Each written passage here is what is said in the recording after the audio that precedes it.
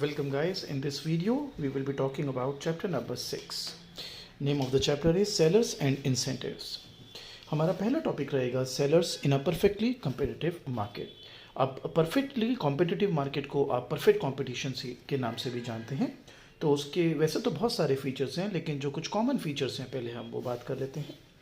The main conditions of perfect competition are no buyer or seller is big enough to influence the market price.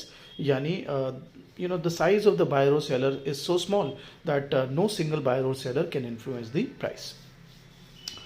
Sellers in the market produce identical goods. जब आप छोटे थे तो आपको पढ़ाया गया था homogeneous goods.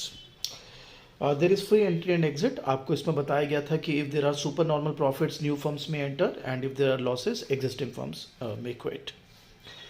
Suppose there is a local farmer. If he decides to rotate crops and grow corn this year rather than soybeans, this choice does not cause price fluctuation in the market. However, if every farmer decides to grow corn, the price of corn would decrease drastically, and at the price of soybean would increase.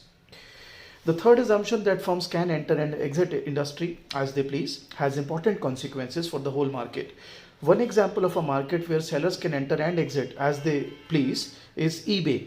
At any time you can decide to enter the DVD market by auctioning off your DVD collections on eBay. Sellers can pretty much enter and exit freely in many other familiar markets like automobile repair, farming, etc. Mind इस पर काफ़ी ज़्यादा detail में आप already कर चुके हैं अपने स्कूलिंग में. यहाँ पर हम सिर्फ उतना ही आपके साथ डिस्कस कर रहे हैं जो आपके रीडिंग्स में गिवन है. तो सेलर का प्रॉब्लम क्या है? वेल, सेलर का प्रॉब्लम है प्रॉफिट मैक्सिमाइजेशन. तो बेसिकली हम आपको प्रॉफिट मैक्सिमाइजेशन ही दिखाएंगे और अल्टीमेटली एमआरएमसी अप्रोच ही आप सीखेंगे जो आपने चैप्टर 3 में सीखी थी. So the seller's problem resolves around an optimization problem. There are 3 elements of the seller's problem. पहला है making the goods. How inputs are turned into outputs, जिसको हम production function कहते हैं.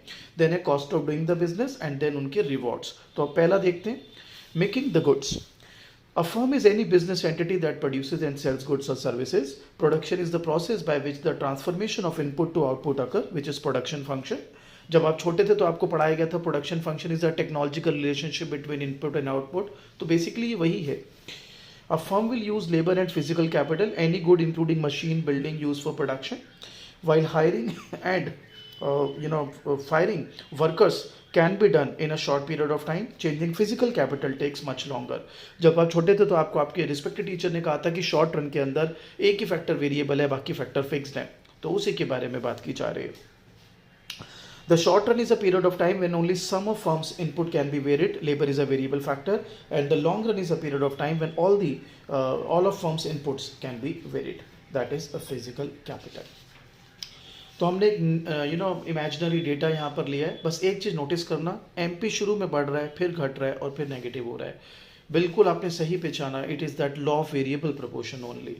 बट सर हम तो कोई और ही डेटा लेते थे. अरे मुझे पता है आप कौन सा डेटा लेते थे. ये वाला लेते थे जिसमें आपको आपके टीचर करा देते थे MP 2 3 4 3 2 1 0 -1. यही लेते थे ना? हाँ सर यही वाला लेते थे. आप ये भी ले सकते हैं, आपकी रीडिंग में ये दिया हुआ है. तो हम will be working with this. ठीक है जी, चलिए आगे बढ़ते हैं. Imaginary MID. यहाँ पर हमने TP बनाया. जब आप छोटे थे तो आपको TP MP साथ ही में बना देते थे आपके रिस्पेक्टेड टीचर. ऐसे TP बना देते थे, ये ऐसा ही, और ऐसे MP बना देते थे. रिमेंबर? So उसी का TP है. So as the number of worker goes up, the output increases, but notice that first 10 to 15 workers lead to much steeper increase in the production than say 25 to 35th additional worker. Also notice that last worker actually reduces productivity. तो ये आपको वही बताना चाह रहे हैं कि शुरू में MP तेजी से बढ़ता है जिसको आप इंक्रीजिंग रिटर्न कहते हो, फिर डिमिनिशिंग रिटर्न आ जाते हैं और फिर नेगेटिव रिटर्न आ जाते हैं. कहते हैं marginal product increases with the addition of first few workers. It might happen due to specialisation. Specialisation is the result of workers developing a certain skill set in order to increase total productivity. In fact जब आप छोटे थे तो आपको आपके respected teacher ने increasing return के 3-4 reasons कराए थे कि भाई इस वजह से होता है. वो फिक्स फैक्टर अच्छे से यूटिलाइज हो जाता है, आपस में अच्छा कोऑर्डिनेशन हो जाता है, फिक्स और वेरिएबल फैक्टर का स्पेशलाइजेशन हो जाता है. लेकिन आपकी करेंट रीडिंग सिर्फ स्पेशलाइजेशन के ऊपर फोकस करती है. कहते हैं marginal product eventually decreases with extra addition of workers known as law of diminishing returns.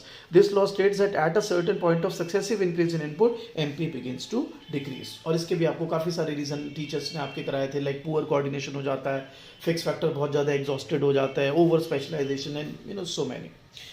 लेकिन यहाँ पर ऑब्वियसली जैसे मैंने बोला we are strictly sticking to what your reading has to offer.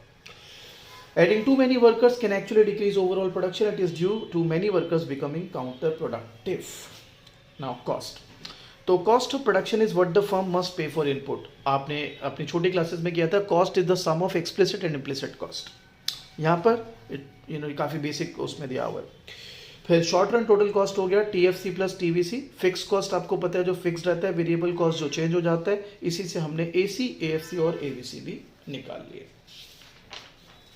अब वही देखो क्वांटिटी लेबर एमपी वही लिया है. अब यहाँ पे VC हमने इमेजिनरी लिया है, फिक्स कॉस्ट 200 लग के फिक्स रख दिया है. एक चीज़ बस नोटिसेबल है, VC शुरू में धीरे धीरे बढ़ेगा, फिर एकदम तेज़ी से बढ़ेगा. क्यों? आप याद करो, आपने बचपन में ही सीखा हुआ है कि ऐसा होता था टोटल वेरिएबल कॉस्ट, है ना. ये होता था इंक्रीजिंग रिटर्न, ये होता था डिमिनिशिंग रिटर्न. यस सर मेरे बच्चों, इंक्रीजिंग रिटर्न साउंड्स पॉजिटिव और नेगेटिव. Sir positive. तो कॉस्ट का तेज बढ़ना इज पॉजिटिव कि धीरे बढ़ना? सर धीरे बढ़ना. और डिमिनिशिंग रिटर्न साउंड्स पॉजिटिव और नेगेटिव? Sir negative. तो कॉस्ट का तेज बढ़ना इज पॉजिटिव या नेगेटिव? सर कॉस्ट का तेज बढ़ना इज नेगेटिव. इसलिए वेरिएबल कॉस्ट शुरू में धीरे धीरे बढ़ाइए और फिर तेज बढ़ाइए बेटा. इन दोनों को ऐड करके TC आ गया, फिर एवरेजेस निकाल लिए और MC निकाल लिया VC के डिफरेंस से. ठीक है, फिर उसको प्लॉट कर दिया मेरे बच्चों. So the above figure plots several cost measure. Notice that MC intersect AC and AVC at their respective minima. जब आप छोटे थे तो आप रिलेशनशिप भी कर चुके हैं ये. One interesting feature about these cost curve is that when MC is below AC and AVC it must be falling, and when the MC curve is above the AC and AVC it must rise Y.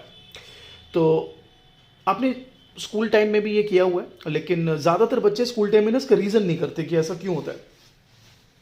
तो आइए इसका एक reason ना बड़े अच्छे example से हम आपको प्रूव करते हैं कि क्यों.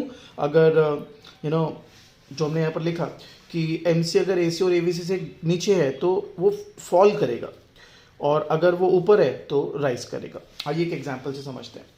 Think of your overall GPA score, grade point average as ATC and your semester GPA as MC. Suppose in the first year आपका 3 GPA आया, नेक्स्ट ईयर में 4 GPA आया, तो आपकी एवरेज हो गई 3.5.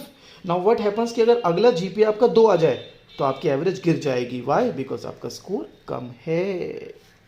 सो this also proves why MC curve intersects AVC and ATC at their minimum. When MC is below ATC and AVC they must be falling, and when MC is above AC and AVC they must be rising. अब हम introduce कर लेते हैं revenue को. So revenue is the amount of money the firms bring in from the sale of input.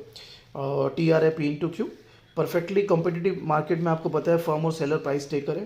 तो demand supply कब से price decide हुआ, हर फर्म को वो एक्सेप्ट करना पड़ेगा. प्रॉफिट वहाँ मैक्सिमाइज होगा where MR is equal to MC. So the price determined by market equilibrium is the price that a given firm faces. We think of price as representing the demand curve, which is equal to MR schedule, because it represents the change in revenue from selling one more unit. और price same है तो MR भी same आएगा. Putting it all together, profit TR minus TC. आपका गोल है to get the maximum profit, and it will happen where this happens. क्योंकि इसके पहले रुकोगे तो MR MC से ज़्यादा है, आपको आउटपुट बढ़ाना चाहिए. इसके बाद जाओगे तो MC MR से ज़्यादा है, आपको आउटपुट कम करना चाहिए. So now if the firm produces at point A, then MR is greater than MC, so it makes sense to increase output. On the other hand, at point B, MC is greater than MR, so firm should reduce its output. We can see that the profit maximization through MC, MR and ATC also. आप इसी चीज़ को यहाँ पे भी देख सकते हो. इसमें मैंने क्या दिखाया देखो. प्रॉफिट क्या होता है? Difference between TR and TC. Because MR price दिखा रहा है और AC जो है वो पर यूनिट कॉस्ट दिखा रहा है, तो उनका डिफरेंस एट दिस क्वांटिटी जो आपकी प्रॉफिट मैक्सिमाइजिंग क्वांटिटी है, अगर आप इनको मल्टीप्लाई कर दें this difference into this, you will get profit, this shaded area. अब प्रॉफिट दो प्रकार के होते हैं, accounting profit which is TR minus only explicit cost, and economic profit which is TR minus explicit and implicit cost.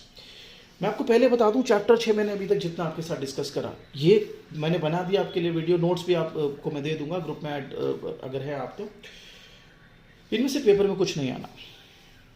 आपका होगा sir आगे का आएगा पेपर में, बिल्कुल आएगा, लेकिन आगे का भी ना जो ये गिवन रीडिंग्स है it's pathetic, I am sorry but it's bad. लेकिन इसके आगे के जो टॉपिक्स हैं आपने क्या करना है, प्लेलिस्ट में जाना है, मेरी प्लेलिस्ट में, इसके आफ्टर, इसके right after this particular chapter 6 video मैं आपको कम से कम ध्यान से देखेंगे एक्सप्लिसिट और इम्प्लिसिट कॉस्ट, ये अगर अच्छे से सीखना है, इसका भी मैं एक अकाउंटिंग प्रॉफिट, इकोनॉमिक प्रॉफिट भी आ जाएगा इसमें। तो एक तो इसका वीडियो आ जाएगा आपका राइट आफ्टर दिस। एक मैं वीडियो डालूंगा इसके आगे जो दिए हुए लाइक शट डाउन पॉइंट वगैरह और लॉन्ग रन सप्लाई का, तो आपको ये वहाँ से अलग वीडियो से देखना है। और एक मैं डालूंगा consumer surplus and producer surplus. तो आपको चैप्टर 6 अगर बढ़िया से समझना है तो आप आपकी रीडिंग से बस इतना सा आपने देख लिया और आपने देखा इसमें कुछ भी नहीं है, मैंने समझाया भी कुछ खास कहाँ है, बिकॉज कुछ है ही नहीं समझाने को। लेकिन right after this watching this video playlist में अगली जो 3 वीडियोस हैं, एक है about cost these explicit implicit, एक है about shutdown long run supply का, और एक है about consumer surplus and producer surplus, और डिटेल्ड में मैंने एक्सप्लेन करा हुआ है। पेपर में अगर सवाल आएगा तो इन 3 वीडियो से ही आएगा। और रीडिंग इन 3 टॉपिक्स के लिए रीडिंग मत पढ़िए, your specifically this reading is not up to the mark, I am sorry. और अगर आपको ग्रुप में ऐड होना है, ये मेरा नंबर है, आप मुझको व्हाट्सएप करें, मैं आपको ग्रुप में ऐड कर दूंगा, it's free of cost, you will get all the information. I hope this video helps.